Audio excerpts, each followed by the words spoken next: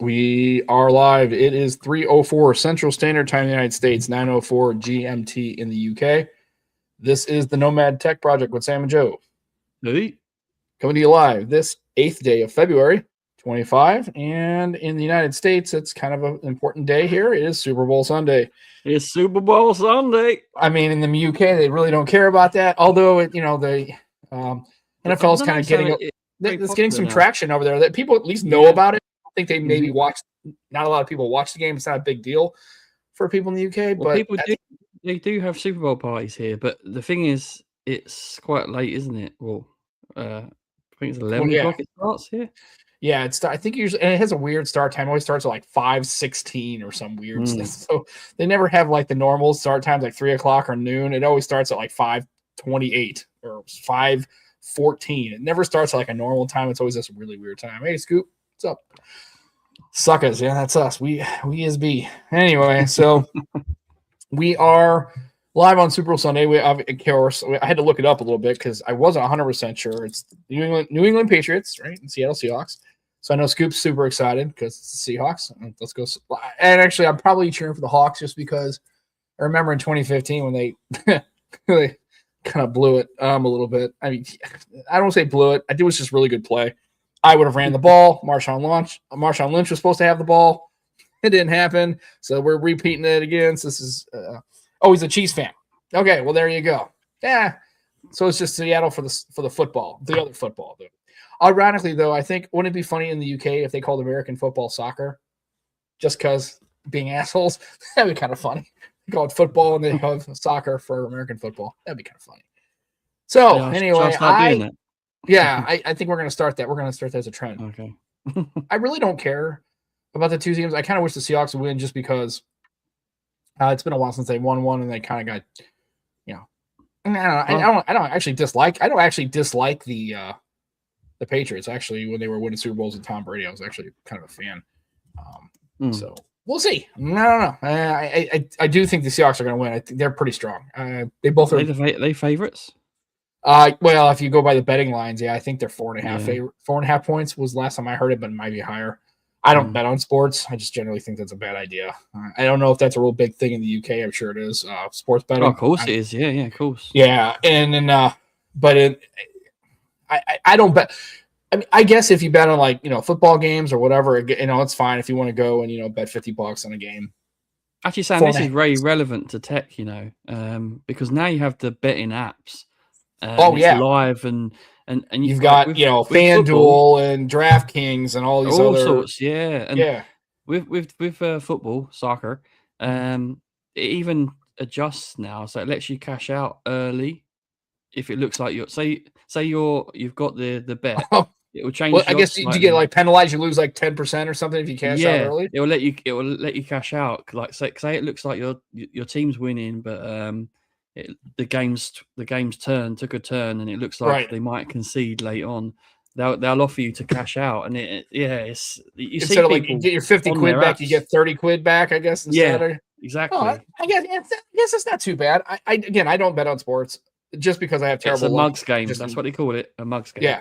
Yeah. I basically I don't bet on sports just because I have terrible luck, and it's also because once you start doing those kind of things, and we've already seen some reports, and you never really know until they actually admit it.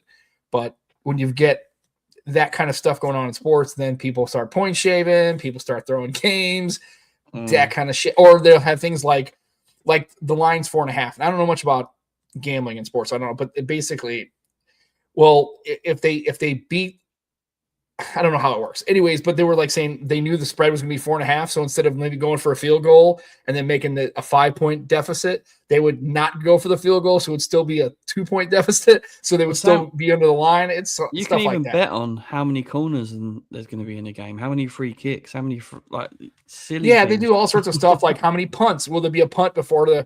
And then the only thing I ever do that I have done where a weekly they have where I used to work in a place when I was at Peevely when I was a police officer, they'd have football pools, so they'd have all the teams for the week. It was $5 and you just pick all the teams. Yeah, and you just pick all the teams, and if you have the most, and then there's a tiebreaker. The other thing they do, and I guess you can't really do this in football, not American football, is they'll have squares. So you have like 0 to 9 across the top, and then 0 to 9 going down, and you pick like, okay, well, so you pick like 0, 0, and then it'd be like if the score was nothing at the end of the first quarter, you'd win that square. Or if it was like 3 to 3, if you had the 3 square, it would even match up. So everyone's quizzed in, yeah, everybody's kind of like bought in. I think I don't.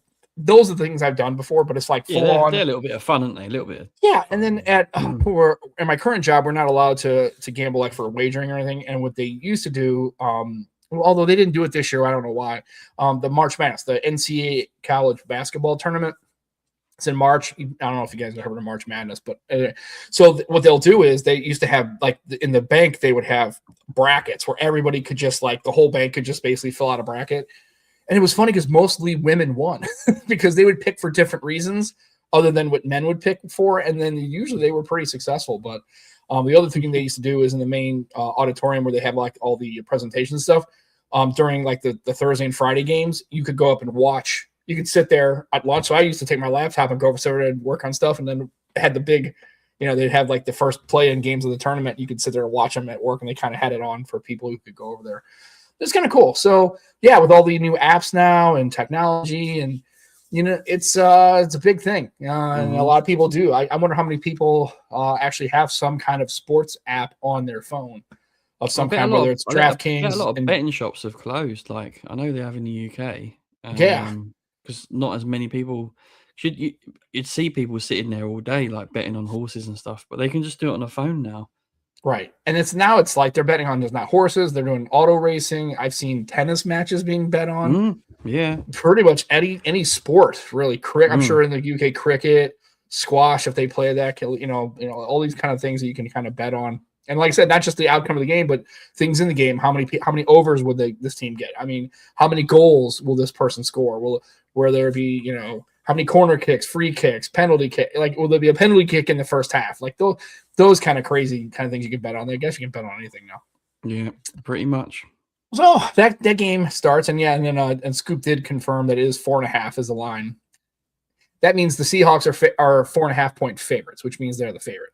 Yeah. So I don't know how this works. I don't, because then there's like there's like all sorts of ways to do this stuff. So basically, if you bet on how I understand it, and people can if you bet on the Seahawks, they have to win by 4.5 points or more.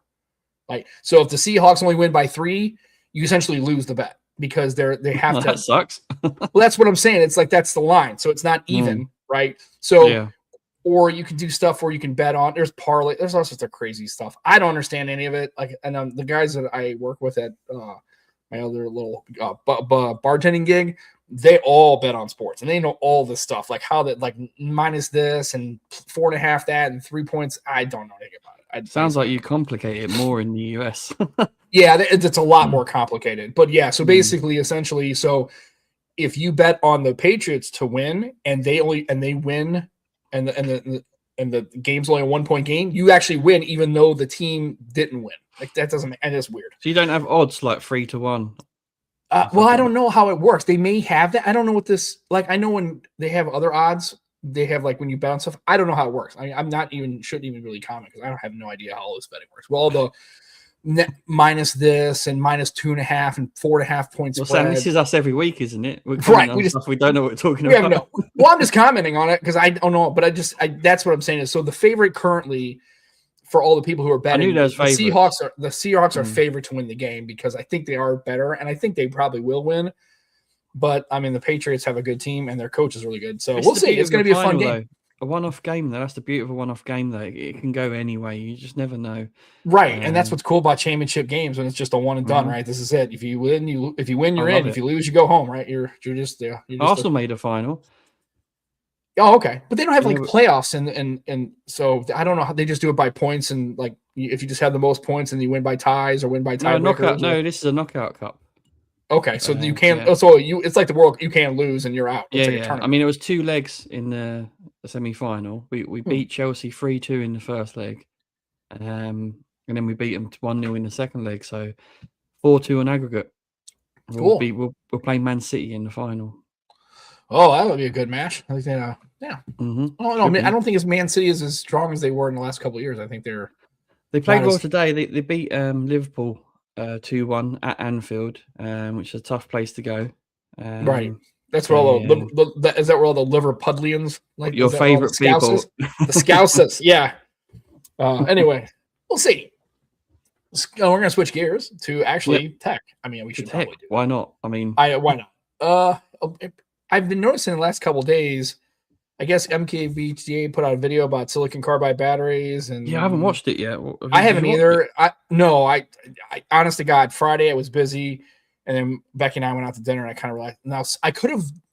I had all day Saturday to really read about this thing, but I didn't. Honestly, I was just basically fucking off all day and not doing much. I don't get many days where I can just do nothing. I still got a couple things done, and then Saturday night we went to dinner, and then went to the speakeasy thing with my buddy. So I didn't have a chance. And then today was Tai Chi, so I haven't had a chance. I saw the article. I saw the video. It was there, and I saw people commenting about it. And I know Shane Craig had made a comment about it, talking about, is it, basically expands and contracts and expands and contracts, right? And then anything that does that's mechanical is a point of failure, right? After a while, it can fail. And then I saw that Adam Matlock had made a comment about it too. So I haven't watched the video. So to be that as it may, I don't know what Marquez is saying. Maybe he's explaining why Samsung's not going to the technology, or Apple and all that. Maybe it's because they won't use it. Then you have arguments that, well, they've been using now for 2 or 3 years in some of these Chinese phones, and they haven't seen a lot of points of failure with these things. I would say that 2 or 3 years may not be enough time for a new technology like that. I mean, I don't know. Maybe it's enough time. I don't know, but that's probably why. And here's a funny thing. I guess if I was thinking, why wouldn't the companies just come out and say why they're not doing it? Like, they could squash this, like, go, hey, look, we're not doing it because of this reason. We don't feel it's this. We don't feel it's that. We feel the technology is not sound. We're going to wait and see if there's more data as far as points of failure. Whatever, right? But these companies never do that. They just sit there and talk about, we got a great camera module. We got the fastest in the thing. Right. And they just talk about all the phones bullshit and that nobody cares about in a keynote. But I'm serious. I'm curious what Samsung, executives or people at Samsung or Apple or Google, why they're not doing it. Why all these Chinese companies are. Because obviously it's easy to say why they're doing it, because, better battery life, better run times, small form, all that sort of thing. But I'm curious why now consumers, like, they're seeing this and that. But I would argue that maybe it's because the only people that really are talking about it are the tech dorks like us. Most people don't even know what the hell's going on. Although I would say that if you're a company, or if you're, the one thing I think most regular consumer, average, right, consumers, as Juan would like to say, the average consumer would care about battery. This is the one thing they actually would give a shit about. Like, this is the thing they would actually be engaged on knowing about what's going on. And if you told them, hey, there's a battery technology besides lithium ion or whatever that can do this. Well, a lot of the devices don't hit the US anyway. That's got that. So right. But I'm saying, though, is you would think that this is one of the things, well, nobody really cares about that, but more battery life or more runtime or faster charging definitely would be something that any consumer cares about. Like, they don't care about mega flops and giggle flips and all these other kind of things. And it's a 8 Gen 5 versus an 8 Gen 5 Elite versus an 8 Gen 6. Is their market shares changed for Apple, Samsung? Like, have they dropped? No, they haven't, have they? So it's obviously not an issue for them. They're right. I mean, still, so. Right, but I will tell you, the first one that can get out there, and Apple should have learned this the hard way when it came to foldables, because now they're making one, is, and Google and Apple's usually the first ones to say, hey, can you imagine telling Apple people, because again, they don't know it's a real thing. They don't know that every Android phone in China's got it, right? They can say, hey, look, we're going to this battery technology, and your iPhone's going to last 30% longer and charge 10% quicker. You don't think everybody and their brother, all the people who just use iPhones that don't really pay attention to all this tech stuff, would go, oh, this is great. Look at Apple innovating the things. I was like, And I mean, I'm just curious why they're not doing it. And I think there's got to be some things we don't know, maybe. I don't know. It's possible, but in the absence of any conversation about it, we just have to speculate, right? And that's the thing is, and maybe that's Apple fun to do. We love speculating, right? That's the only reason we have a podcast, because if he told us everything, we'd be like, well, you could read that article. We don't have much to talk about, so we're gonna fuck right off, right? We'll just put links on the screen. Right. Here's the link. You don't need to listen to us talk about it. You can just read it for yourself and don't listen to this bullshit. Yeah, I guess, right? To be fair, I haven't watched the video, and I guess I feel like I should. I don't know. And I was thinking about this the other day when I was thinking about our show. We don't do any kind of like, I don't read about all this stuff. Like I catch an article here, or, Shane Craig's got a video, or Adam Matlack's got a video, or, Flossie talks about a video, or I have like 10 minutes where I'm just kind of, or if I'm researching something, I'll look up a phone or device or something. But for the most part, I don't really spend a lot of time watching a lot of YouTube videos about tech and phones and stuff. Yeah, I watch a lot less now. I got to admit. Yeah. I do watch a lot less. And I don't know why that is. And I guess I don't know why. I mean, with you actually create videos, so maybe that's probably the reason why you don't do it. Sometimes I do. Yeah. Other than that, I guess, and this is not an excuse, but for me is, during a weekday, I mean, we have a lot of work where I'm going. We have a lot of major initiatives going on that it's really all encompassing as far as my time and energy. And when I get off at home, I mean, but here's the thing, I'm in bed by 8:30 or 9 o'clock, maybe 9:30. I don't stay up super late. I don't doom scroll. I don't do all that stuff. I'm a terrible doom scroller. Yeah. So the problem is, and if I do watch YouTube, it is honestly, I'll get down a rabbit hole of like watching, what I've been watching a lot of is reaction videos, but I don't know why, when they're reacting to a song or reacting to a movie or whatever. Oh, okay. Yeah. I think they're kind of funny. I mean, especially when they're like, the other one was the opening scene of Full Metal Jacket, where Gunny Sergeant Hartman's walking around, he's saying all this stuff. All these people, like these young guys, are like, because there's a couple of points in that dialogue in that part of that movie where it's a little rough to listen to. Or the other one I was watching was people watching Blazing Saddles like now, and I'm like, oh man, yeah, that movie, I think it's aged well because it's hilarious. Because if you realize who Mel Brooks is, he basically makes fun of everybody all the time. So, and he's not racist at all. He's just making goofs on everybody. He's just fucking around, right? But the funny is that movie was made in the late 70s, and how Becky had never seen it. I think it came on TV like 2 or 3 years ago. I was like, oh, we're gonna watch this. I said, but before you get started, there's gonna be a couple of times where this movie you're gonna go, because what the hell? It's a little. It's not sensitive. Let's just put it that way. If you get triggered easily, yeah, don't watch it. That movie's probably going to do it. But it's kind of hilarious that I just don't. So I started watching those, and so instead of watching tech videos, I kind of start going down those little goofy YouTube rabbit holes where I'm watching videos about whatever and stuff. So we'll see. I don't know. I randomly watched the Transformers cartoon from the 80s. Oh God, yeah. I watched a bit of that. I grew up on that stuff, dude. Yeah, I loved it. That and the old Voltron and Thundercats and dude, hell yeah, man. Thundercats, yeah. Oh, I love that stuff, man. It's pretty good. Another Actually, news. It looks all right on my TV. Like, yeah, I mean, it's like big black bars, but it weren't too bad. Yeah, I mean, I guess they can probably do something where I can kind of scale it where it doesn't look, as terrible. Maybe. I think it. Yeah. Well, if you were looking for a Samsung trifold from the Samsung website, I guess you're shit out of luck because they sold out of them. All 5 of them. Yeah. How many did they sell though? There is you never know because they never say any of the numbers. Like again, it's always this cloak and dagger bullshit with these companies, right? They're just like, I mean, they could have had only 10,000 that they made. I don't know. I don't know how many they had for their initial run, but yeah, it's just like, hold on a second, I'm getting evils. What's happening? Oh, I have to. Sam's in trouble. No. My daughter, she was out running around. I like Simon's comment about I guess those bigger camera sensors must be dangerous too. Yeah. Because to be fair, it's not just battery tech that they're not giving us. They're not giving us the bleeding edge hardware on cameras like all the Chinese OEMs are. So it's not just battery tech that they're not giving us. Yeah. There's a lot more other stuff. Yeah. Well, and then this is why I've always had that argument. Do we really need a yearly refresh cycle on some of these phones? Can we go? I understand why they do it, clearly. But did you see nothing have decided to just keep the 3. Yeah. They're like, nah. I think that's a smart way to do it. Yeah, but their headphones sell more, don't they? Right. And that's fine. But at the end of the day, with the phone, it's like, what do you do when you go to like every year? Now, if you're a Samsung, you can discount the phones, and because all things considered, like, I've gone and seen. I mean, I haven't looked at it lately, but and American carriers are terrible about it. So, at least AT&T is, which is another story. But if you notice, you look for like an S25, like when the S26 Ultra comes out, they'll still have the S25 Ultra. So, for sale if you want to buy, but it's never super discounted.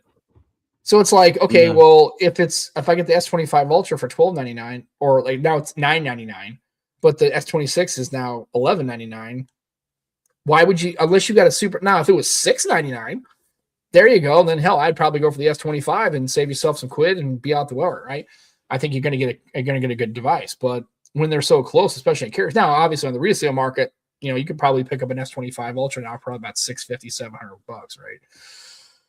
So but it's also used, right? So then you're like, but do we really need to have a yearly? I understand why the companies do it because they, all the new hotness, right? But I think some companies, I don't actually think nothing's a bad posture to sit there and say, what, this year we're not making a nothing 4. We're going to keep with the 3A. We're going to come up with a nothing 4 and refine it, have another year in the cycle, and listen to some more customer feedback, see what people want, and then course correct. But we still think the hardware is good enough, and the software experience is really what we're trying to push, right? And then the software experience on the Nothing Phone 4 would be the same as a Nothing Phone 3.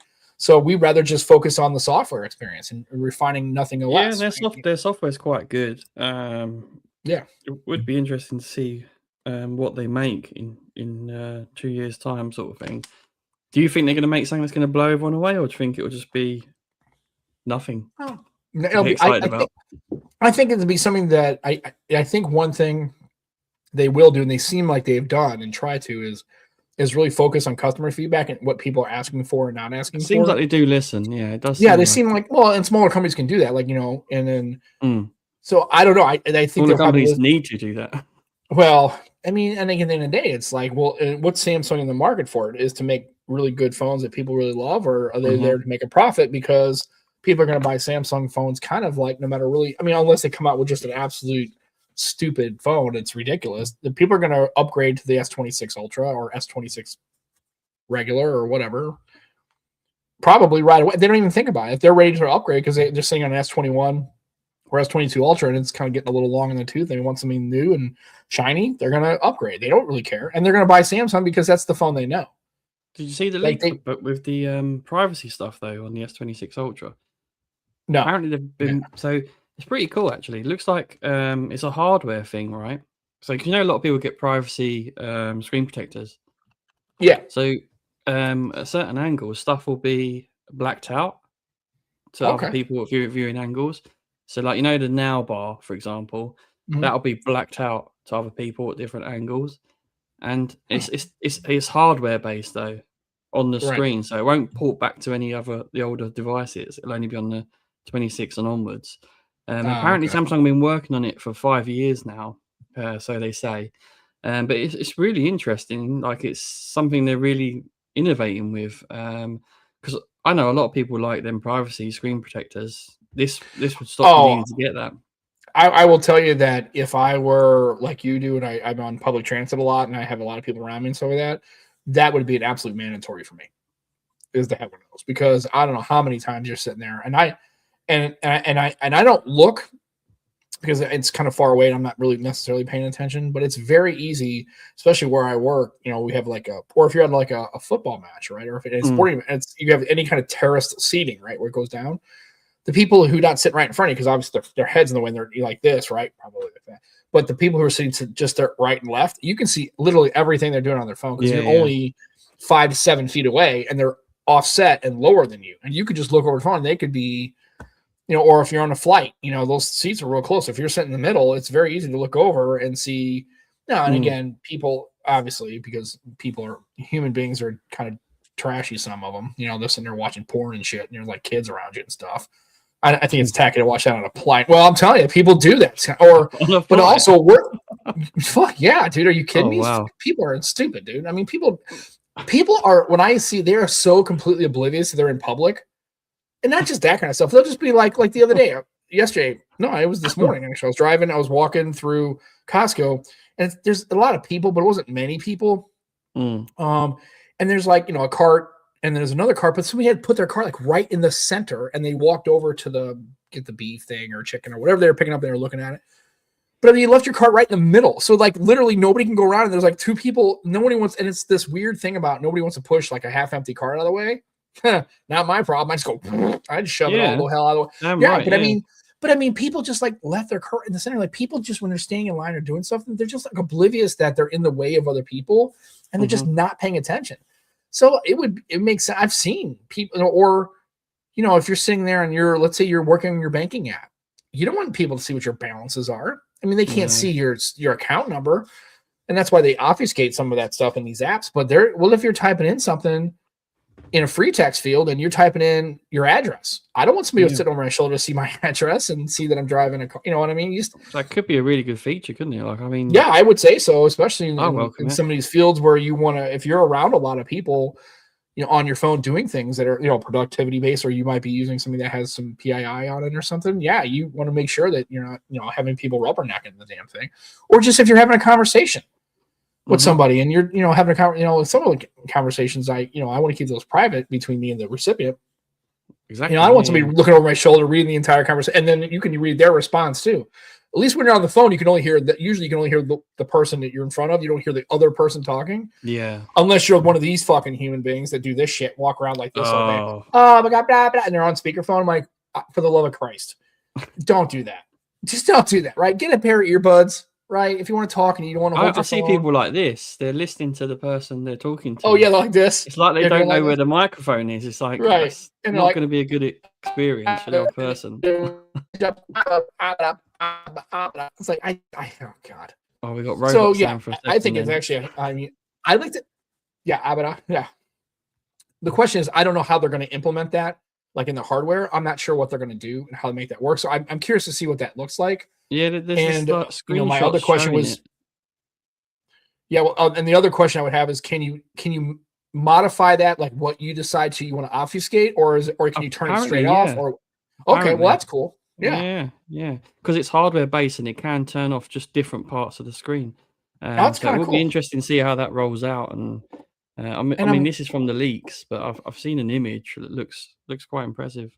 Yeah. So at the end of the day, check it out. I mean, at the end, and if you still don't want it, just go with the good old fashioned screen protect. You got a guy to screen protector anyway. Might as well just get one that's privacy based. And some of the ones I've used one before. It actually worked out really, really good. I really liked it because it was like.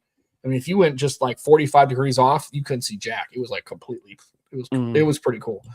And I know at work, a lot of people have their laptops and they have those. There's a button on my laptop that actually does that. It does it automatically on the laptop. It turns the screen to where you can, if it's offset a bit, you can't see the screen or anything. And I know a lot of managers that I have at their desk, because their desks are kind of on the wall, so you can kind of see what they were working on. A lot of them had those little pieces of plastic that go over the screen bezel. Oh yeah. That's just it's a privacy screen essentially. It's kind of cool. I mean that's something you have to be cautious of, because you don't want next to you see what you're working on, because you want to make sure that Google sees what you're working on.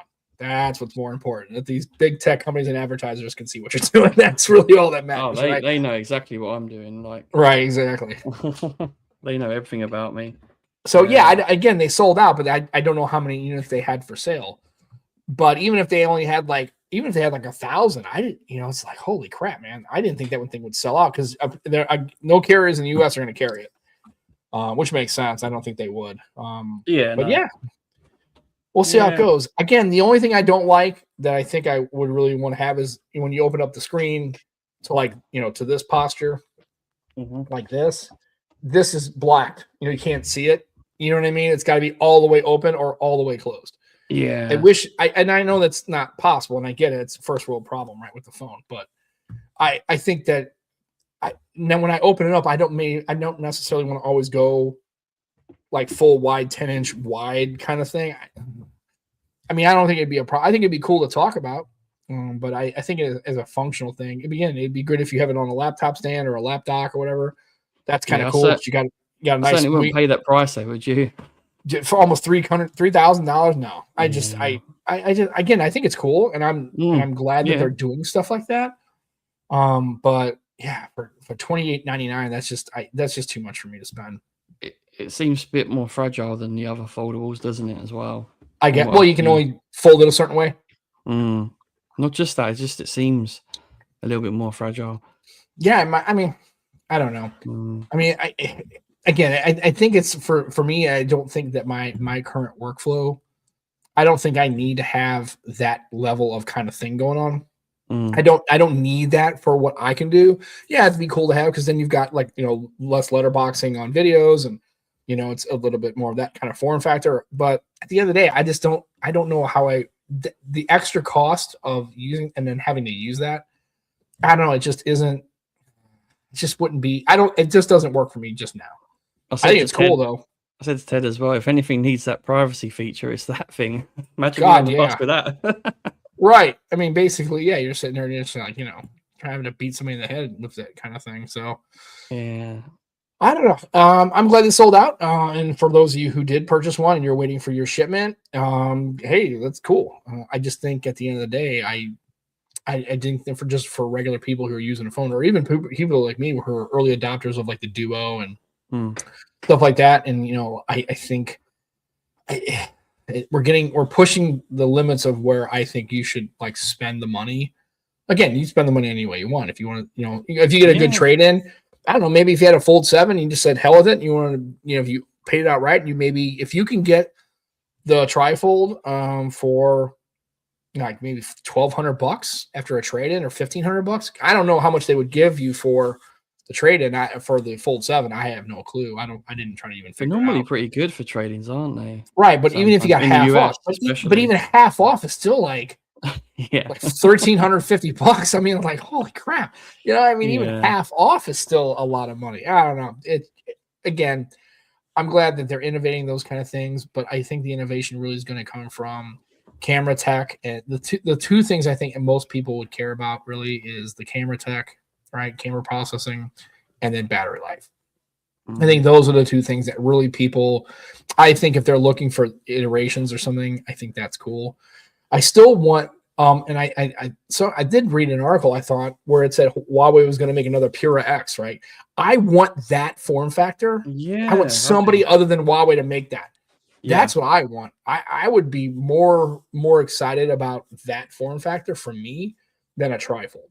It's a shame the Moto folds, the Razr fold is not coming to the US, is it? Is that right? Yeah. Well, Motorola, I mean, and you can talk to your buddy Wilkin about it. It's just like, I think Motorola's kind of just given you in the US kind of thing. You just basically just went behind Google, Samsung, and I can understand that. I mean, I don't know what their market share in the US is. It's probably in the single digits, 4, 5, 7%. Yeah, probably. I mean, and it's a shame but I think the problem with Motorola is I think it's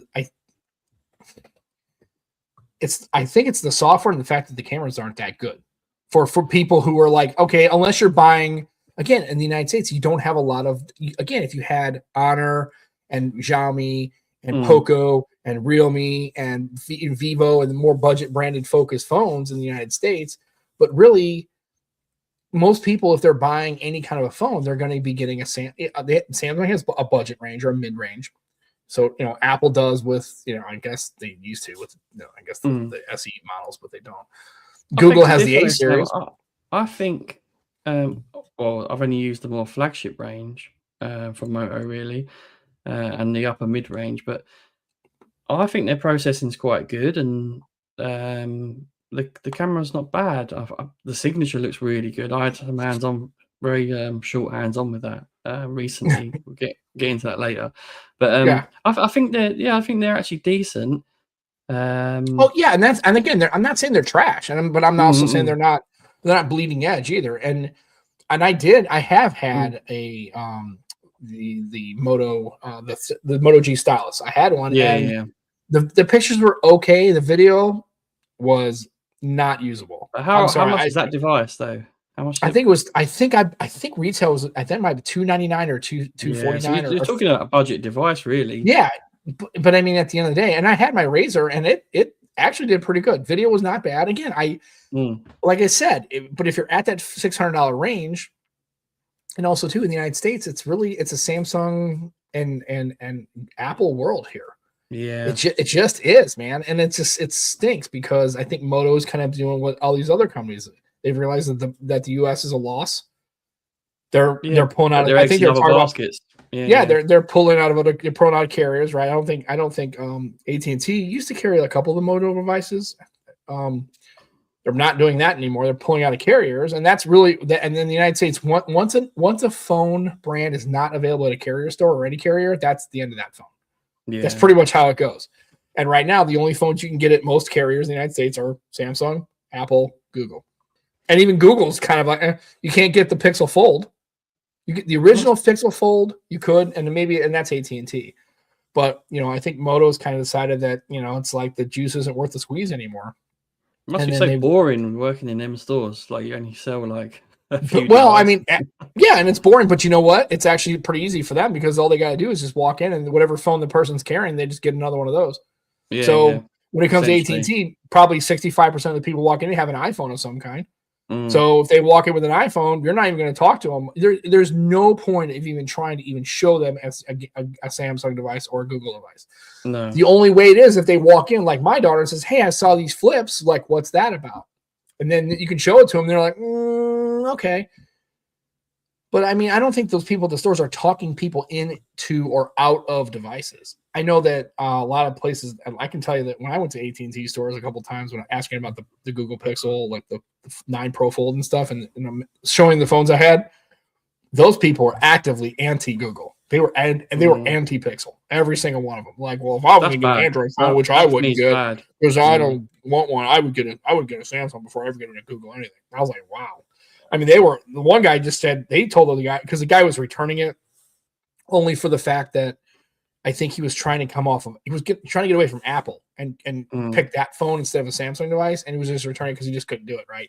And I get it. You only have a 14-day period to return the phone, so I don't think it's enough time to really shake the thing out, especially if you're trying to change from years of whatever. But anyway, and so when he handed to the phone, the guy, and I was standing there, and I actually had a Pixel in my hand at the time. I think it was either my 6. I think it was a 6 or an 8A or whatever I had at the time. I had it actually in my hand, and the guy just goes, "Man, those Pixels those are garbage. I'm glad you're getting rid of that thing. That thing sucks. I don't know why people even buy those damn things." I just looked at the guy, and he looked at me, and I was like, "I could tell you, but you aren't going to listen." Yeah. And again, they find wasting your breath. I was just like, I didn't say nothing. I don't even think he noticed the phone I was carrying. But that's what it is. It's a shame because I think Motorola, it's going to do well. But at the end of the day, I think the U.S. market is kind of lost to these other. I think nothing. That's why Nothing Phone's not really going to really push a phone in the U.S. I don't think Moto is going to continue to try if they have any of the. Also, the other phones they come out with these really cool Pantone ones I've seen that Wilkin had one. It looked like a goddamn couch. I don't know what the hell phone it was. It was like this white. It had like. That's the Swarovski ones, isn't it? It's like they would never. And it's special funny, collection. You would think that in the United States that would be the bougiest thing ever. Like these girls, like right, and they're not even attempting to try to even bring that thing here. Like because the Edge 70, the Razor Ultra, a load of them have got that finish. Right, it's just the special edition. It's called, I think, on top of my head. Yeah, it's quite interesting. Did you see the Buds Loop even has a version of it? Yeah, I was going to say, and I want to try all those loop things. I don't know if they're any good. I want to know if anybody's actually used those. Yeah, pretty good. Yeah. The only thing I'm worried about is I do sleep with my earbuds sometimes. I'll listen to a podcast or something like that when I'm going to bed, and I don't know. That's why I can't have the stems. Yeah, because they rub up against the side here. They don't stay in. They fall out when I sleep. Yeah. I'm curious if those loops, if they would stay, like if you lay on that with your head on a pillow, would it kind of aggravate that cartilage right there? I'm curious to see. That's what I would really want to know. Too much, yeah. I don't think so. They look pretty cool. I like the fact they just kind of clip on. And for a person like me, I have kind of smaller ears and smaller ear canals and stuff. It really kind of helps because I like the shocks too, but obviously you can't sleep in them because then every time you turn, they just fall off your head. Yeah, exactly. And I did have a pair of shocks, and I love those things. Yeah, I got Lauren some shocks for running.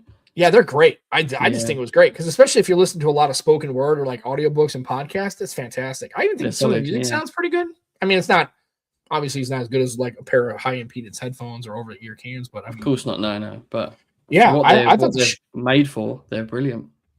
And then eventually got to the point where Anna liked them so much she would just use them when she was doing her Discord, playing her games and stuff. She just kind of kept them. And of course, she's lost them. I'm sure they're gone. She'd probably say they broke because that's what she always says when she loses. She's like, "Oh, they broke." I'm like, "Yeah, not really." But at the end of the day, lost them. Right, they lost. Yeah, exactly. So at the end of the day, I don't know.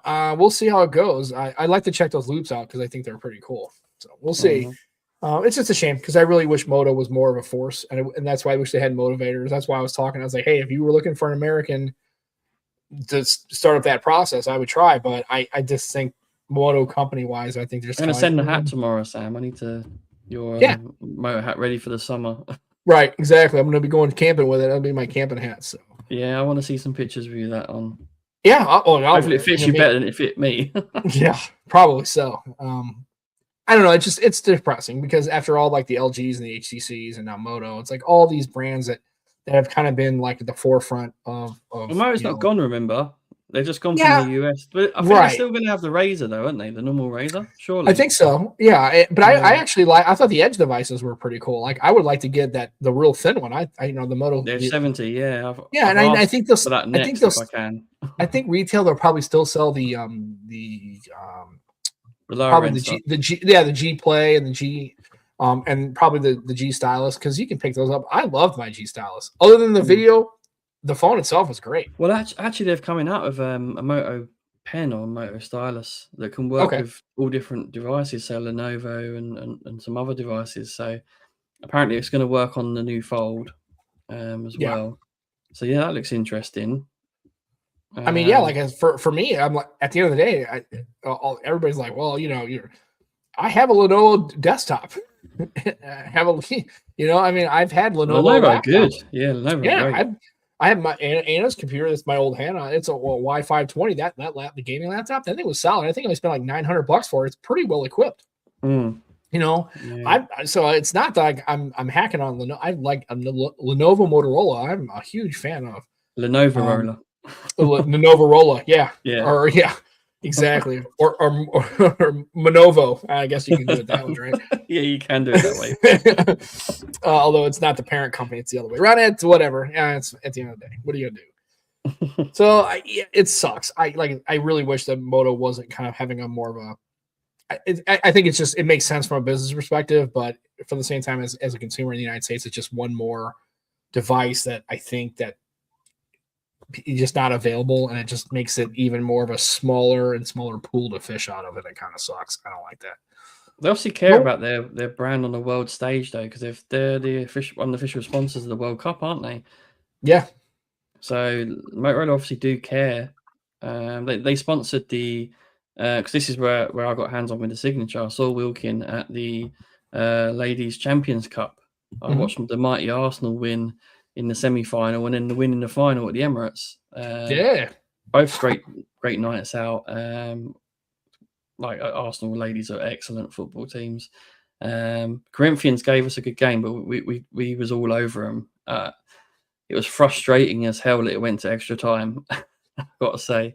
But yeah, I got hands on with the signature for a little while, Sam, and it's really light, thin, wonderful device, honestly, and it's really high-end spec.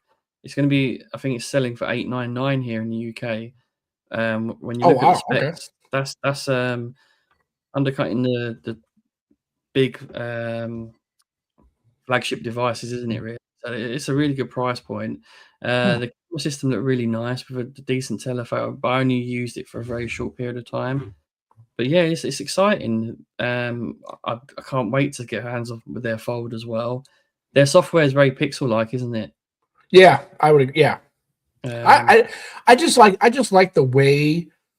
Again, it for me. If you're more of an AOSP kind of a bare bones, has enough what you need, and also, well, I don't it was called Ready For Us, Smart Connect now, whatever it is. Smart Connect, yeah. I haven't really tried using that yet. I really should. I still think that, I think that having the ability to have that is way more than not having that. Like, it might as well. I think, obviously Dex is the one that gets all the attention, but I know people, especially Michael Fisher, was kind of running into problems with Dex. Like when he was trying to use his laptop, he was running into some issues with Dex kind of being a little buggy software wise and kind of feature kind of quirky and not really kind of, even after all these years, I think Dex has been around probably 5, 6, 7 years now. Even then it's still kind of not ready for prime time.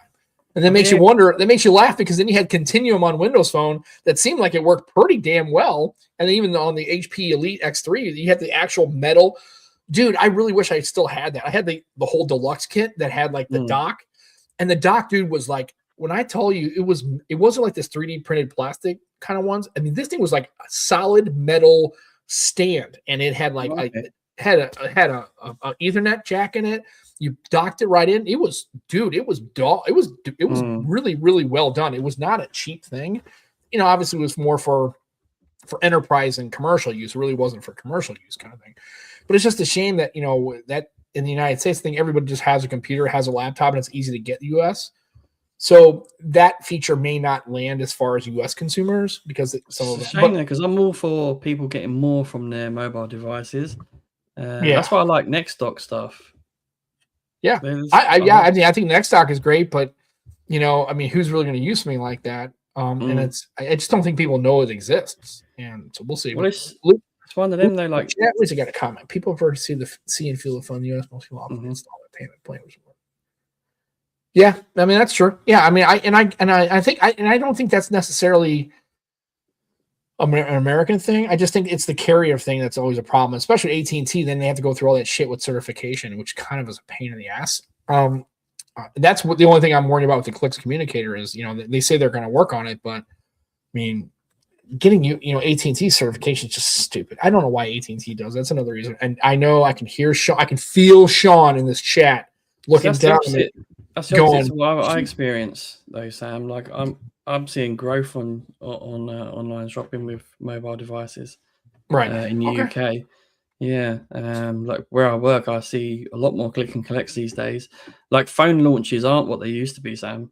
Right. Like my assistant store leader, he's worked there for a long time, right? And he'd say phone launches back in the day, you'd have queues out the door, people wanting it on launch day. Now, you get some during the pre-order period, right? And then when it launches, you get quite a few click and collects come through. But so yeah, what's click and say buy the phone? They basically buy the phone online and just come pick it up at the store. They don't okay. When you say click and collect, I've never heard it kind of described that, but that's just what we see click and collect into store, right? So a lot of home delivery happens as well, which I can imagine is a lot, and that's why there's not a massive queue at stores anymore. Like phone launches aren't what they used to be at all anymore. No, and Louis says that there's a new desktop experience. Okay, yeah. Well, I'm just saying is the one that I guess it's on the trifold that Michael Fisher was kind of using because he was basically had this trifold and he had his mouse and he has keyboard. He's trying to use it, and he said it's there's some points in here where it just doesn't really work that well, and it's a shame because then you have a company like Motorola has Ready 4 that I think that really could come in or Smart Connect. Sorry, Smart Connect that I think really could come in handy. Now again, it's one of those things where I don't think that might be the reason why you buy that device, right? It's like, well, I'm only going to buy it if it has some kind of video out or it can do a desktop experience. For some people, it might be though, as a business phone, maybe, or just if you don't want to lug around your goddamn laptop. Sometimes I'm like, I don't even want to bring the goddamn thing, and it's funny because, like when I went to the RV, my buddy Conway has I think it's an S23. I think it's an S23 Ultra. I can't remember. They're the two that don't.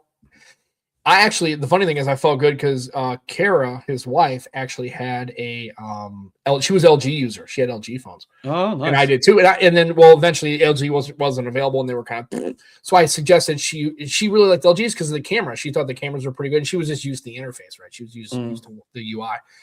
And I suggested to get her first Pixel. So she actually got a Pixel, I think it was a 6 or a 7 was her first. And then she went to a Pixel and she loves them.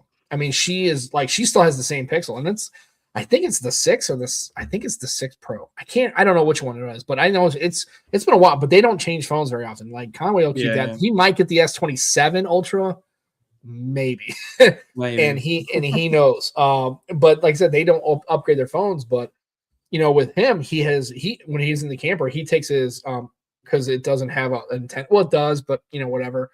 He just takes his alt and he plugs it right into and it displays right on the screen. And he actually uses that to play the phone, like movies and connect to Netflix. He uses that in the camper when he's camping, when we go on our trips in the RV.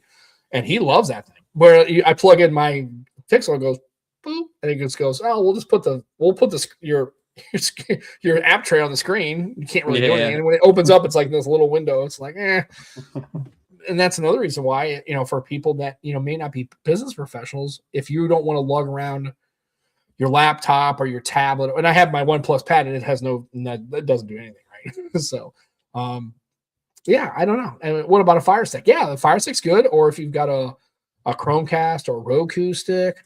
I mean, here's the thing. I don't watch a lot of movies, and so I think it's okay. Sam, do you have in the US people giving out dodgy Fire Sticks? Oh yeah. Yeah. And then there was rooting of a Fire Stick. I don't know what it was called. And my brother-in-law had. They're cracking down on it now in the US. Yeah, they were essentially, it was a cracked Fire Stick is what it was. And he sent me one because he had an older one. And then the guy who was doing it for him gave him 2, and he's like, "I don't need 2 of these goddamn things." So he sent it to me, and yeah, I mean, it was like, just shitloads of repos and stuff. But as I was going through the repos, it was some dude in a fucking Thai movie theater, just like with his fucking phone. Oh no, yeah, you don't. Yeah, I'm like, okay, nobody wants this shit. Like, so it was terrible. In the UK, you have access to all the channels, so like you can watch even the pay-per-view boxing, for example, you can catch it for free. Like that's the level of ones. Yeah, there was when they had Fire Sticks, there was a way it was called, they were cracked or they weren't jailbroken. You know what I mean? They were like, the software wasn't jailbroken, but it was like there's a term for it for Fire Sticks, and I was like unlocked or cracked or whatever.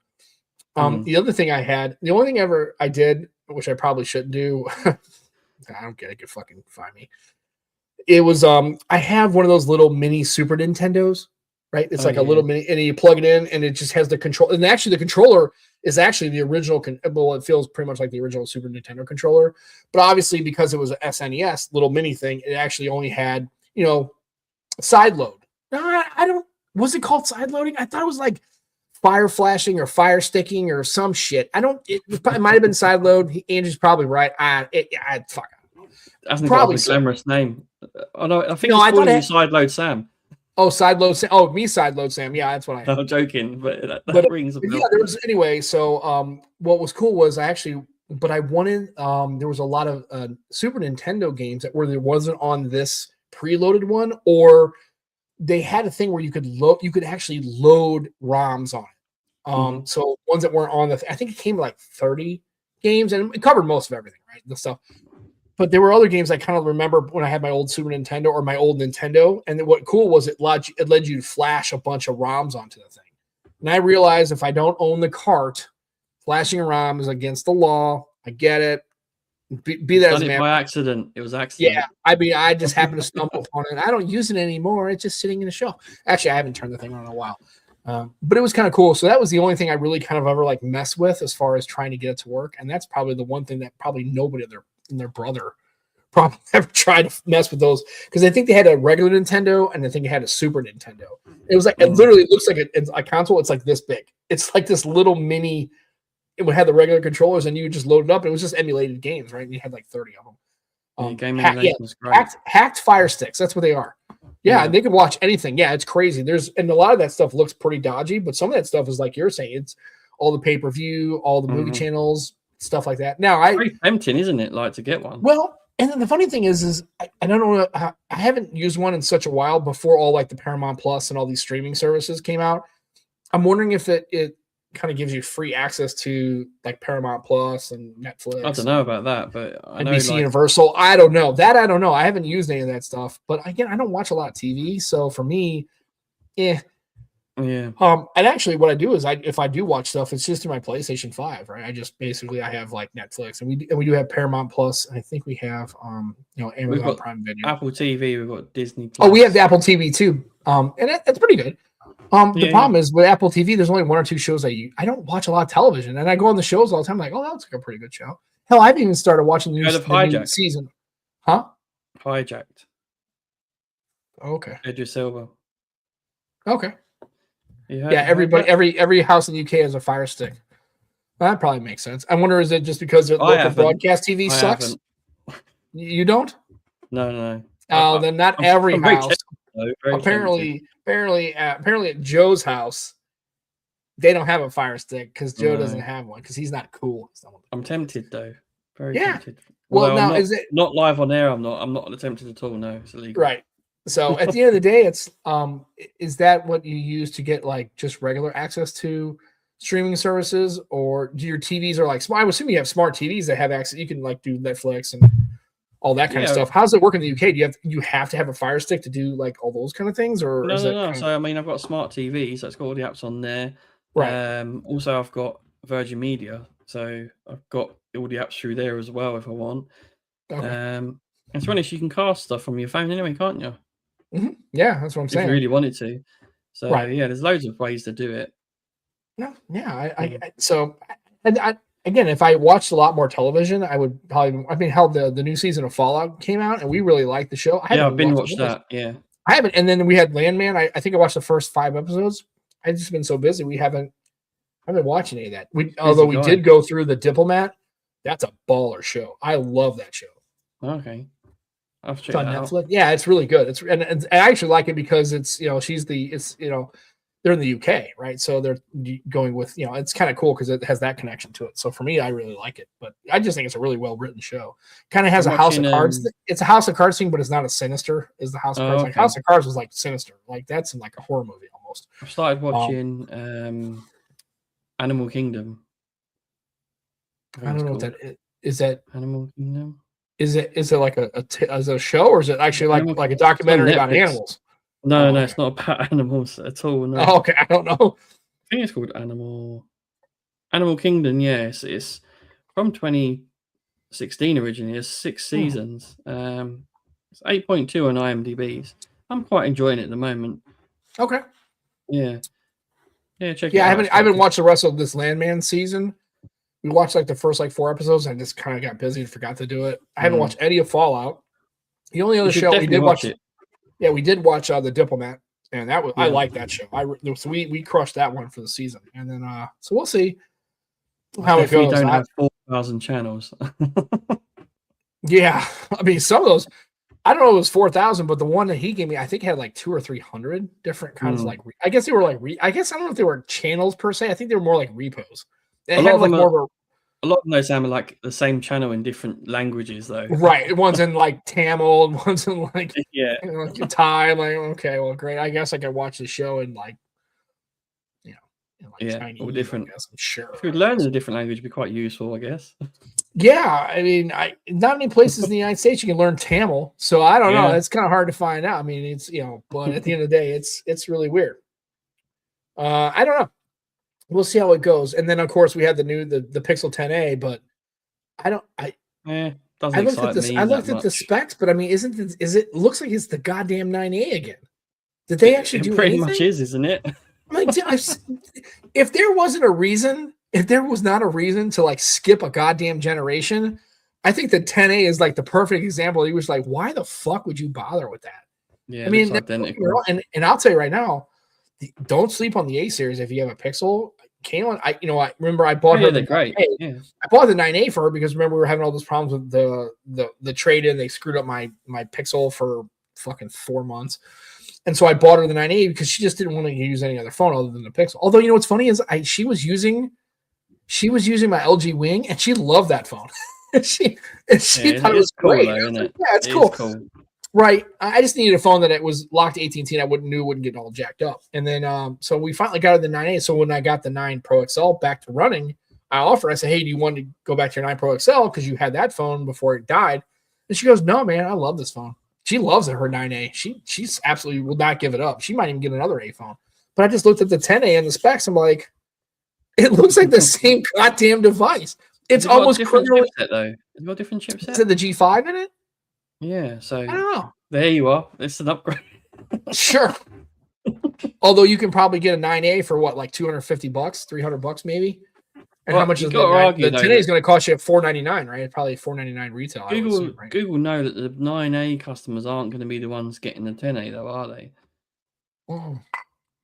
So I guess no, it'll be somebody who's got like an old 6 or maybe had like an older A series phone, like an 8A that they want to upgrade to. Yeah, it's gonna be them guys they're targeting. Sam and Joe, who do you want to win the Super Bowl? I don't think Joe gives a shit either way because I don't think he cares about either. He can't name one player in any one of these teams, so I don't think Joe cares. I'm gonna go Seattle just purely because I've been there.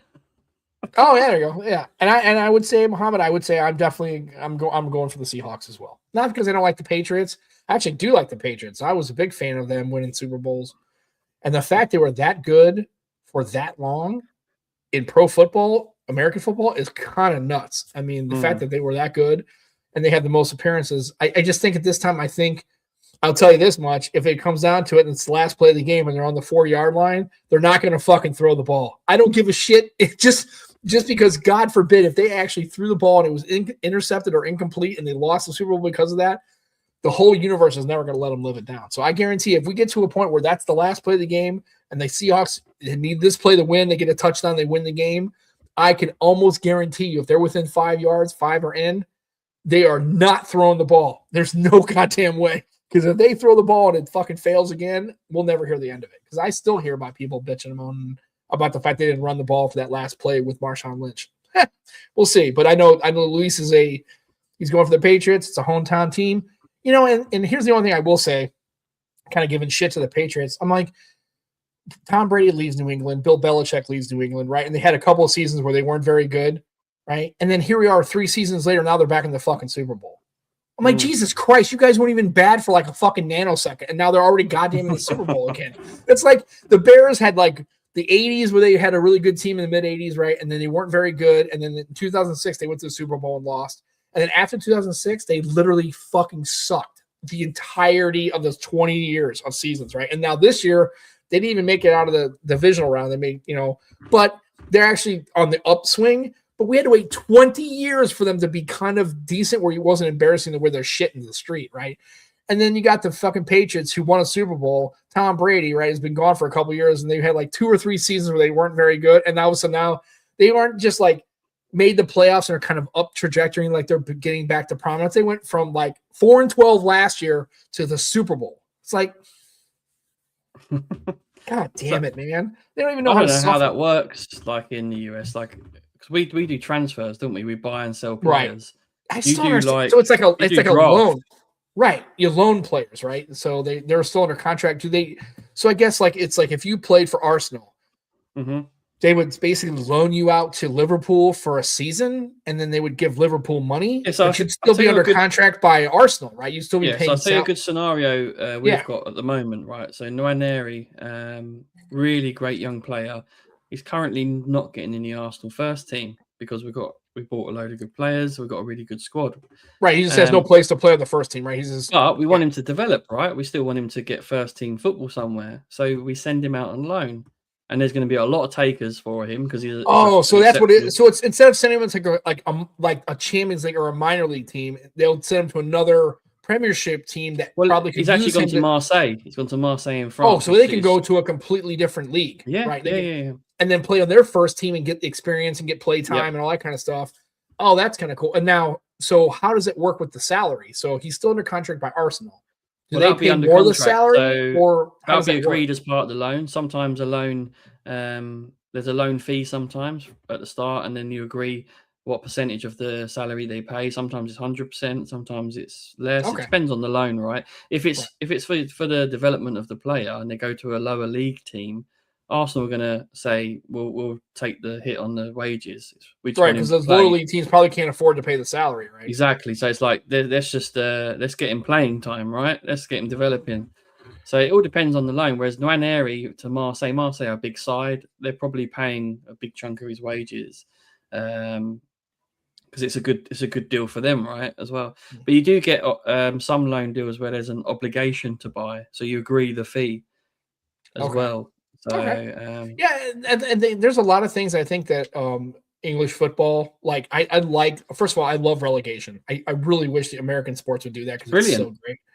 And then also the loaning thing is kind of cool. Like you don't trade a player, but it's like, hey, we have a second baseman. This kid's probably going to ride the bench because we have a really good second baseman. He's not going to get any playing time. So what they would do in the United States is they'd send him to the Cardinals have a AAA affiliate, right? They would send him down to AAA. But the problem is that's not the same competition, right? Or it is pretty good, right? So instead of like keeping him in the Cardinals system, they would say, "Hey, we'll give him to the Oakland A's or the Los Angeles A's, or we'll give him to the Dodgers, or give him to the Reds, and let them play there, and he can platoon inside."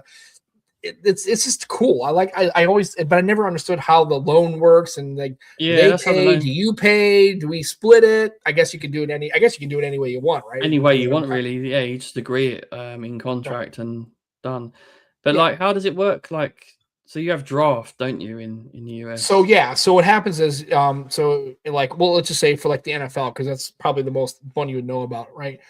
You have all the rounds in the draft that are usually college players, but there can be people that are. It's not in the United States when it comes to football. It's usually definitely from they usually had to go to college, right? They went to Alabama, they went to Boston College, they went to Indiana, whatever, right? Large schools, and then they draft 11 rounds and they're done, right? But then you have undrafted free agents where people can just basically, well, essentially walk on, right? If they're talented enough, they didn't get drafted, but they can sign for like, and then American NFL teams, they have what's called practice squads. They have the main squad and they have like a practice squad. Basically, it's like a reserve unit, essentially, if you think about it, right? And so if you have like a lineman that goes down, you can pull somebody off a practice squad, but everybody else has practice squad. So let's say you're the Patriots and your quarterback goes down with an injury and you got to play a game. You can, if you don't have a quarterback available, you can go to like the Los Angeles Rams and go, hey man, who do you got in your practice squad? Hey, we got this quarterback. Fuck it, we'll take him. We'll trade him and move him to the practice squad, and then they'll move up, right? So it's a different kind of situation. I just like the way that I like the loan system and the relegation system in football. I really think that there are some things that really we could kind of integrate and kind of make it a little better. So let's see. We got questions about sports all of a sudden. We went to tech and now we're back to the sports shit, which is fine. I'll talk about that all day. Tom Brady was still playing when people want the Patriots win. No, because everybody was pissed off at Tom Brady because he was awesome and he kept winning. And so people shit on that because he's like, well, why? He's good looking and he's really good. And like, I think the fact that people who are now watching the Patriots fans are happy because now it's Drake May. They have a new quarterback. They have a new coach. And Mike Vrabel's amazing. Like I like the Patriots. So I think the Patriots, if Tom Brady was still the quarterback, I think people would be definitely shitting on the Patriots only because he was the quarterback because they want him to lose. Because when you have a quarterback that's really good, you like to see him lose because it's like every time he kept winning, you're like, God, this guy will not ever lose a game. And he was amazing. I love Tom Brady. You can fucking hate me all you want, say I'm a sucker. I'm not even a Patriots fan. I don't even live in Boston, but I love Tom Brady. I think he's an amazing quarterback, and it's a shame. But yeah, so I love Boston too. Well, numbers speak for themselves. Yeah, I've been to Boston 3 times and love the city. I think it's amazing. I love the people. I love getting around. It's a good time. So, the Raiders. Oh, damn. Being a Raiders fan is almost like being a Jets fan. They're just like perennially not that good. They haven't been good since like the 80s and stuff. And then what does he say? But do they suck? The Raiders, I guess they suck, but it's just because I think it's not because of the players. I think it's because they don't have good management. Al Davis ran that team like it was nuts. And his son doesn't do much better. I think that's late leadership and ownership and management and not hiring the right people. I don't think it's a talent problem. I think it's a coaching and leadership problem for the Raiders. And they just, even when they were in Oakland, they went to LA and now they're in, Las Vegas. It's a shame because I remember the Raiders being good, and I remember back in the 80s when they had Lyle Alzado and they were fucking nuts and their defense was amazing. Like, there's teams that you want to be good that haven't been good in a while, but they're kind of like historic franchises. And I think the Raiders are kind of like that. They do suck. Let's keep it a buck, right? But I'm saying this as a Bears fan who the Bears have sucked for 30 years. I mean, they just haven't been very good at all. So I get you. So yeah, I think they stink. It's not players. I think it's leadership and management and coaching. I don't think it's the players. Tom Brady. Oh, well, so Tom Brady owns Birmingham City. What's American people buying into English football club? Your robot Sam again on my end. Right? Am I really? No, yeah. Sorry. It's all right. Internet's. How about, is it better now? I mean, even your image for me is really blurred and funny at the moment. Really? Yeah. Well, we're just gonna plow through it. So it says Tom Brady partly owns the club. So Tom Brady owns Birmingham City. You're taking a selfie, but I can see the face on the screen. That's funny. Oh yeah, because it's the Razer Ultra. Right. So Birmingham City. Tom Brady partly owns Birmingham City. Really, when did that happen? Is that recently or is that? I didn't know that. I didn't know he bought into a club. Huh, cool. Also want to see it because they're a good team and I don't like the Patriots anymore because Tom Brady's not there. Oh, okay. Yeah, well, I get it. Again, that's fine. Kool-Aid smile. Am I back running, Joe, or am I still screwed? It's a little bit screwed. I sound like a Scouser then. Yeah. Well, I'm gonna switch out. Hold on a second. Is he switching his? I think he's switching his internet around. I mean, we are at 1 hour 10. We've done well. Yeah, we've done well. We've done well. How about now? Is this a little better? Yeah, that's a bit better, mate. What I wanted to ask, because it's been a while I've asked, where is your SIM at right now? Yeah. The Fold. Yeah. Fold. Yeah. It was actually in the Pixel a couple days ago. So I was going to say, because I know you was dabbling with the Pixel as well, so I wasn't sure. I mean, I still have it. It's right here. I mean, it's like it's literally right. I mean, I still have it, right? So I dabble back and forth between those two. It's just a shame that the Pixel Fold didn't go at your carrier, because I think. I will tell you, if that was available, I would have got that before the 7, which probably would have been the bad move because I think the 7 is probably better, objectively, right? Software wise and hardware wise, but I don't know. Am I back to screwed up again? I want you to say Simon's message. Hold on a second. Okay, where's Simon's message? Oh, right. Okay. A day do don't day dojo. It's nice. A scout. You need to do it like a scouser. A day do don't they do. Joe. A day do they don't they do. That who's the MMA guy? Patty. What's his face? Patty. Oh yeah, Paddy the Baddy. Dude, I love that. I would listen to that guy just read a menu. Like I love that dude. He's great. So well, actually, is in a Beard Meets Food video. Actually, right. They eat like chicken wing. You'll enjoy that. I'll send it to you. I'll send you a link. So now we know. Oh yeah, okay. So basketball. Oh yeah, I'm a Cardinals fan. I'm a Bears fan because when I was a kid, the St. Louis Cardinals moved to Phoenix, and then my stepdad was a Bears fan, so I kind of became a Bears fan. Basketball. I probably like the Indiana Pacers. It's probably the team I would probably kind of follow. I used to like the Bulls a lot back in the 90s, obviously with Michael Jordan and all them. But right now, actually, what's funny is when I was a young kid, I was really a big fan of the Seattle Supersonics. I don't know why. I think it's because they had Sean Kemp and Detlef Schrempf and all those guys. So I don't know. So I really don't have a favorite basketball team. I would say definitely not NBA, but I definitely like SLU and Mizzou basketball for college. I probably watch more college basketball than I do. Who's your local team, Sam? The local team, we don't have a local basketball. We don't have an NBA team in St. Louis. We did back in the 50s. It was the St. Louis Hawks, and they moved to Atlanta, and now they're the Atlanta Hawks. And that was like in the 50s. The closest team, probably physically, is the why Chicago does everyone Bulls. take your teams? I don't know. It's because nobody likes it. Because everybody in St. Louis, other than apparently it's only a baseball city, apparently, which is not true. But teams move all the time. That's just the way it is. Is that a thing? Yeah, it's a huge thing. So when that happens in the UK, like it's a massive thing. So like, well, one of the most famous ones is Wimbledon. Okay, like the tennis folks, yeah. Okay, they're the Milton Keynes. No, the football team. Right. They moved to Milton Keynes and the MK Dons. So they kept the Dons part. Wimbledon, the Milton Keynes Dons. But there is a new Wimbledon side that was made. Okay. AFC Wimbledon. Yeah, no, I mean, hell, the LA Rams were in LA and they moved to St. Louis for like 20 seasons, then moved back to LA, right? The Oakland Raiders were actually in Los Angeles. It was the LA Rams and LA Raiders, right? And then the Raiders moved to Oakland, and now they moved to Las Vegas. And that's just football, right? And that's just in football. The Indianapolis Colts one day in the middle of the night literally left to move to Baltimore. The owner, like literally in the middle I'm not kidding you. Look up Indianapolis Colts. He picked the team, moved them to Baltimore, right? The Houston Texans. That's not their original name. They used to be the Houston Oilers. They moved to Tennessee and became the Titans. And now they have the new Texans. It's crazy. And that's how it happens in the United States. Hockey's the same way.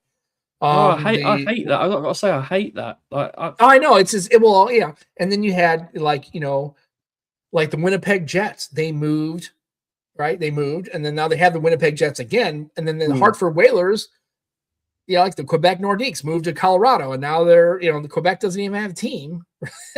Quebec is like one of the major cities in Canada. They don't have a hockey team. It's Sam, crazy. did you know Arsenal's originally from South London, right?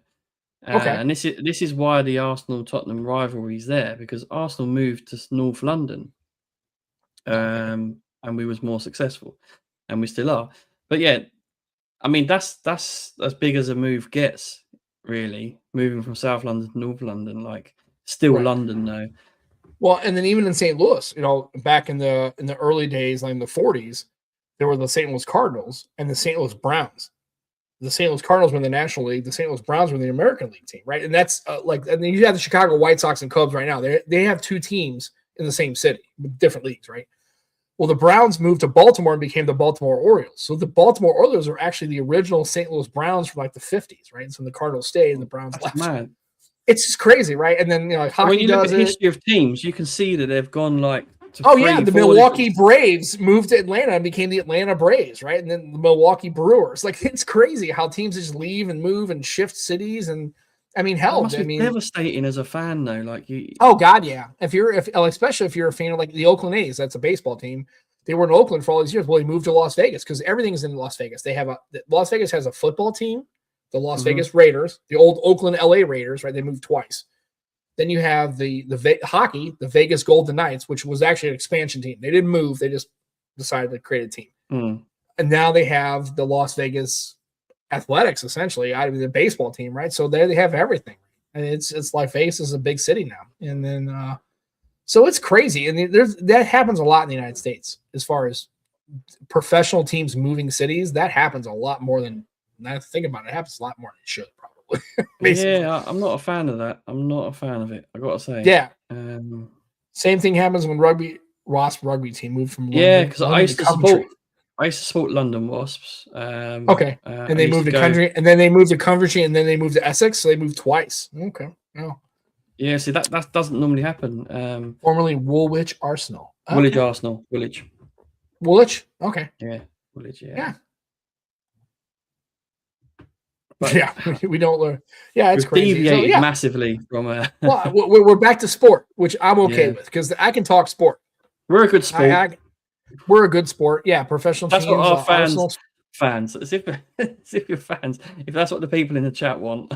Yeah, give them what they want, right? Everybody, like I said, Mohammed and Sam, and they all started talking. I don't know if it goes where the money is. Well, I think they all do.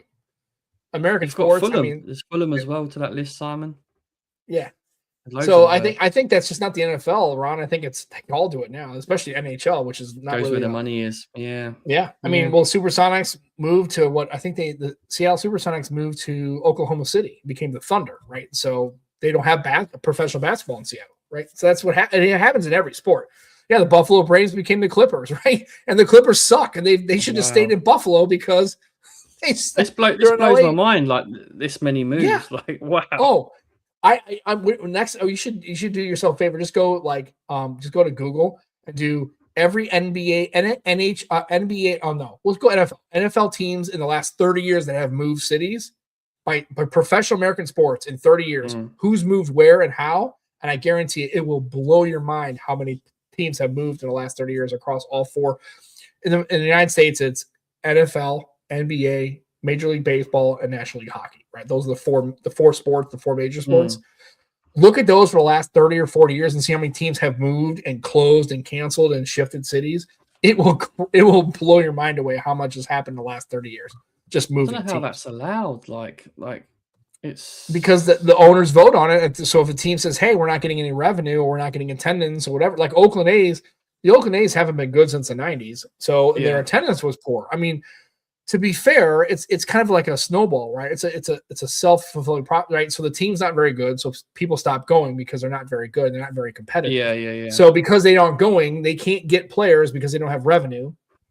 And because they don't get players, or they get a good player, cycle, it snowballs into the fact that the owners are like, hey, look, man, we didn't buy this team to keep the fans happy. We bought this team to make a profit. And some of these teams have been bought in the 90s for like $20 million. Those teams are now worth like $2 and $3 billion. That's why they left St. Louis, because they moved to LA and they could sell the team to the Rams. The owner, Stan Kroenke, can take the team and go fuck St. Louis because they suck. and pick them up and move them right back to LA and make 20, like $2, $3, $4 billion on top of the deal, and they're in LA, which is way more of a profitable. Also they sandbag. They have a shitty coach. The Rams suck, and then the year after they moved to LA, they got Sean McVay and a bunch of teams that got Matt Stafford and went to the Super Bowl. It was set up that way. It's set up that way. It's crazy. Again, we could spend a whole series of shows talking about sports in the United States and how it is. Maybe in the UK it's different, but I can tell you, man, I hope the hell, and if it's that different, I hope it stays different. You guys don't do this shit because it's annoying and it's terrible for fans, especially if you're a lifelong fan of a team. It sucks when they move to another city. It just really sucks because I can't imagine the Chicago Bears moving to like Nebraska. It would just be weird. I couldn't even take it.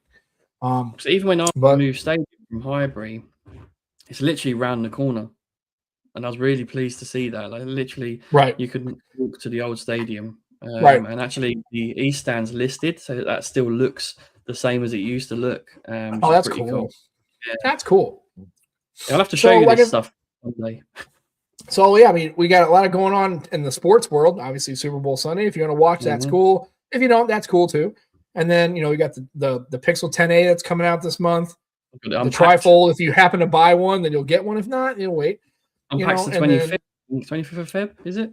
Yeah, 20th. I think 20th of February, right? Last day of February. 28th? Oh, I thought it was 25th. Don't know why. Might be. I don't know. I mean, but yeah, it's coming out soon. So if you're like sitting on like an 8A and it's getting a little long in the tooth, or you just want to try something new, shit. NWC coming up. MWC is coming up. So we got a lot of. No brands sponsored us again, Sam. It's so frustrating. Like, they always forget. I think that's on purpose. I don't think we rate, which is fine. I don't care. But hopefully, maybe next year at MWC, we're looking for 2027. Maybe we can we should get Joe to MWC. So sponsor us and the way we do that is, hey, go to Joe's YouTube channel. That's Green on Time YT. Go do that. Watch some videos. Share them with the blokes and mates and humans and whatever you got going on. And then, we should do. I don't think podcasters go very often, right? Because I think people who are reviewers that have a podcast, maybe, but people who are just straight podcasters, I don't think they go to those events. No, I don't think they do. They should. They should bring us. We should break the mold. Though. I'm a bit biased there. We should break the mold, and we should be the first podcast team that does MWC and IFA and all this shit. We should do that. They should let me in there and let me go in and just go wild with those people. Not like in a bad way, in a good way. Talk to them, interview them, come on the show. You don't have to come on the show. Just like talk to them. Nomad Tech Project live at NWC. Right. Sponsored by whoever wants to sponsor us. Right, whoever it is. Extremeskin.co.uk would be great. They can sponsor us too. And if not, that's cool. They don't have to. But do yourself a favor. If you're looking to change up your phone, protect it, change the color, check them out, man. Extremeskins.co.uk. Go get some skins. They have buy one, get ones a lot of times. They have a lot of deals on the day. Like sometimes if you act now, you get a buy one, get one. I think it's on Tuesdays and Wednesdays. They have a good deal like that. I need to get one. Often. Yeah. I probably need to get one although I got this really good, nice Thinborn case and I like the blue, but I think I might get one I think I had one for my Pixel 9 Pro XL, but I don't have one. So yeah, if you want to look at this, you just don't want you don't want the gray, you don't want the opal, the moonstone. Hey, you know what? Go get a blue. Go get a Yakuza. Go crazy, right? They got a lot of good things. Check them out. They ship worldwide. So you should do that and check them out. And if they want to sponsor us, cool. If they don't, that's cool too. Joe is a reviewer. I don't forget that. I just mentioned his channel and say you should go and bomb the shit out of it and give him a bunch of reviews so that guy can go to IFA maybe in 20 loosely. When I pull my finger out and make content. I don't know where his finger was to pull out of, but I'm assuming it's in his ear. I hope. You know what? I said joke to some other people. So that's funny you said that. Right. I don't know. The craziest fan base? Oh, Raiders for sure. Those guys are nuts. Dog Pound, Cleveland. They were back in the day before they moved. They probably would be good. Green Bay Packers, they wear cheese in their heads. That's not crazy. That's not insane. That's just insane. That's like a mental disorder. And don't get me started on the Packers. And I don't care. This is my show. If you're a Green Bay Packers fan, fuck the Green Bay Packers. I hate they can fuck right off. I don't wish any ill on their team. I want them to be safe and happy. I mean, safe, like physically safe. But the Packers, they could go 0-17 every goddamn season for 40 years, and I would cheer up and down. Fuck Green Bay. The fans are great, though. I like the fact that they're owned by the team. Oh, I don't like the Packers. Team? Yeah, it's owned by the city. I mean, the fans own the team, and the city owns the stadium. So it's like it's a whole community. That's pretty cool. They're not going to move. They're not moving anyway. They're not. There's no chance in goddamn. You have a chance of Jimmy Hoffa showing up in your basement. I don't know if you know who Jimmy Hoffa is. Probably don't. Doesn't matter. It doesn't matter. But yeah, the Green Bay Packers are never leaving Green Bay. The NFL will shut down as a league before Green Bay ever moves out of it. Well, I say go Packers then. Go Packers. So I appreciate that. That's the fans are great. They're our rival, and I hate the Packers, but I do like the business model for the Packers. I do like the team. I like the fact that the stadium's cool. It's old. The team owns it. And then everybody in the city, the city shuts down on Sunday when they go. They wear cheese blocks on their heads. I think that's a little insane. Bills Mafia. Yeah, I just wish the Bills were very good. God damn. I pray the Buffalo Bills are one of those teams that haven't been good in a long time since the 90s, and I really goddamn wish they would make a Super Bowl once. I would much rather see Josh Allen in the Super Bowl for the AFC today than any other team. It just sucks, man. I wish the Bills could do better. But anyway, we'll see what happens. Maybe next year. Famous Bears quote. Anyway, why don't I like the Green Bay Packers? Because I'm a Chicago Bears fan. And if you're a Chicago Bears fan, you should hate Green Bay. And if you're a Packers fan, trust me, go on any Packers fan website and see what the Packers say about the Chicago Bears and the fans in the city of Chicago, and you'll know all you need to know. Basically, we hate each other. That's just how it goes. They're close. Green Bay and Chicago are pretty close in proximity in Wisconsin and stuff, and I think it's only a few hours away. And, yeah, Packers fans hate the Bears. Bears fans hate the Packers. It's a rivalry. Levi's. What team wears this color? It's like a light blue. It's nice. A purpley lilac. The purple? Lilac. Oh, well, the closest team that wears that, it would be probably the Minnesota Vikings have purple. That's it. The only team that, yeah, the Minnesota Vikings. Yeah. And the funny thing is, back in the 70s, they had such a good defense with their purple uniforms. They were called the Purple People Eaters. That was the thing. Yeah. I think that's the only team that has a purple in their uniform, I think. Yeah, it's the Vikings I was thinking of. Yeah, you got it right. Yeah, the Vikings are pretty cool. I like the Vikings. Actually, I like any NFC North team except the Packers, but that's cool. Last question. Who do you think is all-time best quarterback? Brett Favre or Tom Brady? Or Joe Montana or Steve Young? Tom Brady 1, Joe Montana 2. Steve Young, Brett Favre. Oh, damn. I think it's 3A and 3B. I'd say Brett Favre over Steve Young. What phone is he using? Yeah. So, yeah, Tom Brady for sure. Joe Montana number 2. Steve Young and Brett Favre, you can interchange them. 3 and 3A, 3B. I don't give a shit. But, yeah, Tom Brady is the best quarterback in history, I think, as far as I'm concerned. The numbers say that. So the numbers say that, and just the fact that he could do it that long. And yeah, but Joe Montana was great. Any British person who's not heard of anything in American football, they probably know who Tom Brady is. Yeah, it's like Michael Jordan, right? Yeah, it's exactly. Like Michael. There are people that just transcend sport, right? And it's Michael Jordan, it's Tom Brady, it's those kind of things. Like Michael Jackson in music, it's just who Michael Jackson is, and if you don't, then you've not been alive for the last 40 years. Been under a rock, yeah. Right, yeah, but yeah, it's cool. Peyton Manning, yeah, Peyton's pretty good. I'd say he's top 5. I'd say he's top 10. Yeah. Tom Brady is literally the greatest quarterback in the history of football. You can argue with it. I don't care. I mean, that's fine. I'm not even a Patriots fan. I love Tom Brady. So, whatever. It's all good. Anyway, so I guess we're at 1 hour and 30 minutes. We probably should get off here because we could talk sports all day and Joe has to go to sleep because he's not going to watch the Super Bowl. I'm off tomorrow, thankfully. And he's off tomorrow. See, here's the funny thing. Speaking of that, I think the Monday after the Super Bowl in the United States is literally the day that has the most absenteeism from workers in the history of any. Yeah. They actually considered at one point making it a federal holiday the Monday after the Super Bowl just because of that reason, because people just ditch work all the time. Yeah, I will be going to work tomorrow. Guys, isn't it? Yeah, it's almost like a holiday. Right? It's cool. I mean, I like the Super Bowl.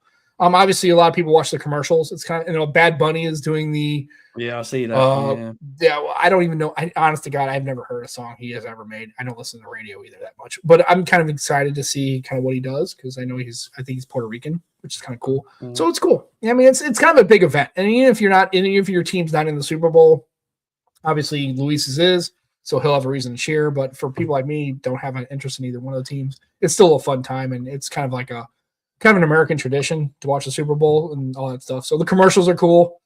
Although they've been kind of lame. Yeah, they have commercials during the Super Bowl. Some of them are pretty good. They're getting kind of lame. Last like 5 or 10 years, they're kind of like most of them kind of suck. So you have a couple of good ones in there, like, oh, that's pretty good. But it used to be, and that's the only reason Becky watches the Super Bowl, the commercials. She she'd give a fuck about the game. She don't care about football that much. Anyway, Jody. That's you, Joe. That's all right. I've been called worse. It's fine. What type of fun music? Because I mentioned old quarterbacks. I got a V60. yeah. Yeah, what phone you use? I'm just throwing it out there. I don't know if you're actually a tech fan or, but you're welcome here either way. We're just glad you're engaging in the chat and having a good time, and thank you for coming and definitely swinging on by. And same thing with like Ron and Luis and Jimmy, Andrew, and then we else got Simon's in here too. God loves Simon. I don't see him very often, and every time he comes by, it always makes me smile. We had a lot of people in the chat. Yeah, fellow Gooner. Yeah, absolutely. So we had a bunch of people in the chat today. We had a good early on. We had Jermaine was in here. Jojo showed up. Yeah. Scoop was in here. We had a good time. It was a lot of good show. Thanks for everybody. Yeah, lots of cool people and people that we enjoy having on. I think everybody's been on the show. And again, you like to come on, that's cool. I think I'm due to come on also, if you're not listening to this show, you've got the Tech Disruptors, which is probably almost halfway over by the time we're done with this show. No, they went Friday, didn't they? Oh, that's right. They did Friday night. Yeah. I was wanting to get on there, but I was out with Becky. I was out to dinner. I didn't have a chance to get on. And then I think it's probably because of the Super Bowl. They didn't want to bump against the Super Bowl. Yeah, they went Friday instead because of that, yeah. And then, like I said, then you also got, obviously, the show that Joe is on. He splits time between the Nomad Tech Project and the Phones Show chat with Ted Salmon. Go check that out. Again, every fortnight. Still haven't figured out what that means. It's on Mondays. You'll figure it out. Just look it up. It's a British thing. Yeah, it's okay. Anyway, you'll figure it out. And I think they have always got good guests on. I'm due to be on the show coming up next month. I think it's March.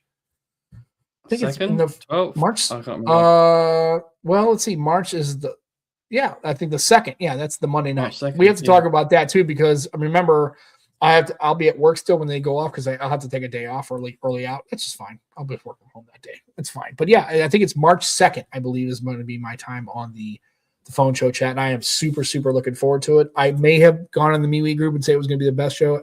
Frankly, it's going to be the best show ever. Yeah, so Brady was like, yeah. And they're like, well, what are you going to do? I'm like, I don't know, just exist. Isn't that good enough? And he's like, no, it's not good enough. You're stupid. He said you've set a high bar. Yeah, I set a high bar, which I'm going to it's like having a high bar in the high jump and just not even fucking get. You don't even hit the bar. You literally go underneath the bar because it's like too high. You're like, you heard of a Klinsmann dive? Yeah, no, Jurgen Klinsmann? Jurgen Klinsmann, yeah. So when he celebrated, he used to slide on his like belly. Really? Klinsmann like on the pitch, just go. Yeah. So that's what you're going to do. Was he? I know who Jurgen Klinsmann. I know he was a footballer, but who was he a manager of? Was it Arsenal or was it Liverpool? He's managed a few. No. Yeah, I know he's kind of bumped around a bit. Player, so okay. Didn't he manage the US team for a little while? I think so too. Yeah, I imagine that. The national team. Yeah, I think so too. Yeah, Nick's still here. What? Sorry, Nick. I didn't mean to miss you. Sorry, bud. My bad. Well, thanks for hanging out for the entire hour and a half. Usually by like 10 minutes, people have had enough of our shit. And they're like, these guys suck. So anybody who's still on this chat after all this time, we really appreciate that. Again, Screen on Time YT. Go check Joe's stuff out when he does post a video. It's really, really good. We need to kind of push him to make more videos because they're good. Yeah. Again, phone show chat. Check that out with Ted Salmon and Joe on Mondays. Great conversations. They had a doctor on the other time, like a fucking medical. Really? Goddamn. A psychologist. Really? I mean, that guy's bringing the heat. I'm like just a dude, right? I think I have a doctor on. So, that's a good time. So check that out. There's a great community as well on MeWe. And go check out their MeWe. I've tried to get into the MeWe group as much, but I haven't had a chance to do it. So really good, folks. And again, remember, you have the Tech Disruptors that bumps up against this. Good between Darren and Jason. Fantastic mates. And that's it. And he's actually, A from last week. Oh, okay. Saudi Arabia. Oh, okay, cool. That's right. Say, look, we got people in the kingdom. Look at us. Hey. We're going global. It's awesome. Yeah, okay, so good deal. Change my name because it says A who. That's probably fair. Okay, Mohammed. Well, thanks. Thanks for swinging on through, and thank you for knowing Saudi Arabia. That's pretty cool. The fact that you are on the show and contributing, man, hey, we really appreciate that. Thank you so much, sir, for swinging on by the project. And what time is it in Saudi right now? I think it's what, +8 GMT, maybe. God's like probably near midnight or 1 a.m. Jesus, God, Mohammed, you're dedicated. I love that shit. I'm in. Oh, it's probably 8 hours, right? I think maybe he's staying up for the Super Bowl. It's 1:39. Good Lord. 1:39 a.m. Well, you know what? You've already thank you so much for hanging out with us, and appreciate you, sir.